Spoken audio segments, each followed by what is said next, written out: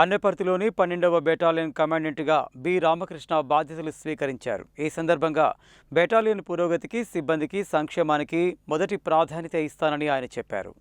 అన్నెపర్తిలోని 12వ battalion కమాండెంట్గా B Ramakrishna బుధవారం బాధ్యతలు స్వీకరించారు. ముందుగా బెటాలియన్ కార్యాలయానికి విచ్చేసిన ఆయనకు అధికారులు, సిబ్బంది ఘన స్వాగతం పలికారు. బెటాలియన్ పోలీస్ సిబ్బంది సమర్పించిన గౌరవ వందనాన్ని స్వీకరించిన అనంతరం ఆయన తన ఛాంబర్లో కమాండెంట్గా బాధ్యతలు చేపట్టారు. ఈ సందర్భంగా ఆయన మాట్లాడుతూ 12వ బెటాలియన్ పురోగతికి, సిబ్బంది సంక్షేమానికి, క్రమశిక్షణకు మొదటి ప్రాధాన్యత ఇస్తామని స్పష్టం చేశారు. సిబ్బంది అందరూ ఒకరికొకరు సమన్వయంతో పనిచేస్తూ విధి నిర్వహణలో అంకిత భావంతో ఉంటూ బెటాలియన్ పేరు ప్రఖ్యాతులను మరింత ముందుకు తీసుకువెళ్లాలని ఆయన పిలుపునిచ్చారు.